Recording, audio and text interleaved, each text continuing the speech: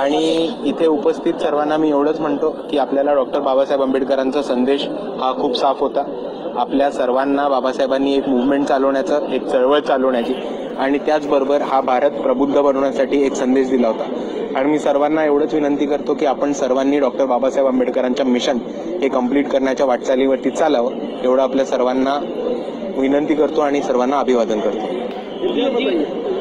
जी हिंदू मिलवर जे स्मारक होतं त्याला उशीर होतोय. आज मुख्यमंत्र्यांनी सुद्धा या मंचावर त्याची कबुली दिली आहे की या कामाला कुठेतरी उशीर होतोय.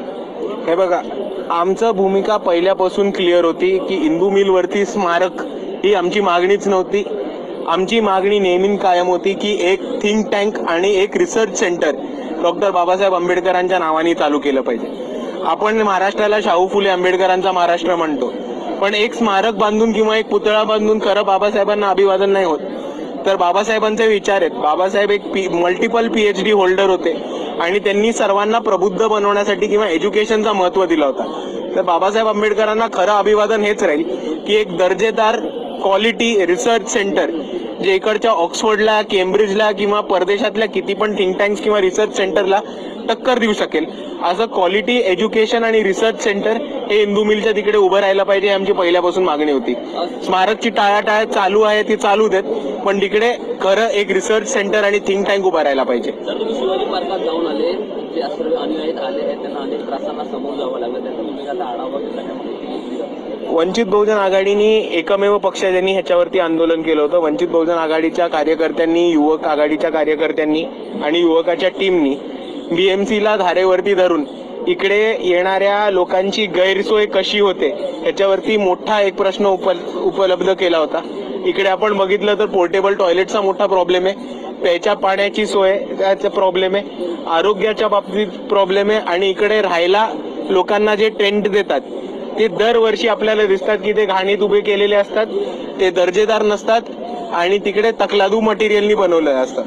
आपल्याला कितीतरी वर्षांचा अनुभव आहे की इतक्या मोठ्या संख्येने इथे दरवर्षी 5 डिसेंबर 6 डिसेंबरला मुंबईमध्ये अख्ख्या भारतातनं लोक येतात. तरीही BMCला इतके वर्ष चांगली सोय उपलब्ध का करता येत नाही हा प्रामुख्याने आमचा BMCला प्रश्न आहे. आणि दुसऱ्या बाजूला आम्ही ह्याचा पाठपुरवठा करणार, ह्याच्या तळापर्यंत पोहोचणार. जिकडे जिकडे पाणी मुरतंय, जिकडे जिकडे पैसा मुरतोय तो सगळा शोधून काढून या सगळ्या अधिकाऱ्यांना धारेवर धरणार. आता सगळ्यांना सांगतो ना मॅम, पोर्टेबल टॉयलेट्समध्ये प्रॉब्लेम आहे, तिकडे फ्लशिंगचा मोठा प्रॉब्लेम होतो, तिकडे आतमध्ये पाणी येत नाही, प्यायच्या पाण्याची सोय आहे तिकडे अजून कुठेही जार्स म्हणतात पण जार्स दिले जात नाहीत. मागच्या वेळेसचं आम्ही फुटेज पण आउट केली होती की बाथरूम मधलं पाणी हे जार्समध्ये भरून प्यायचं पाणी म्हणून उपलब्ध करून दिलं होतं. आपण बघितलं असेल की टेंटच्या खाली जितकी लोक येतात त्यांच्यासाठी कधीही पुरेशी जागा नसते. अर्धा छोटासा ग्राउंडचा 10% भाग कव्हर करून तिकडे एक टेंट बांधला असतो आणि ते एक्सपेक्ट करतात की इकडे 2-3 लाख लोकांनी त्याच्यामध्ये कसं तरी क्रॅम्प अप होऊन ऍडजस्ट होऊन झोपून जावं. त्या दरवर्षीच्या गैरसोयी आहेत.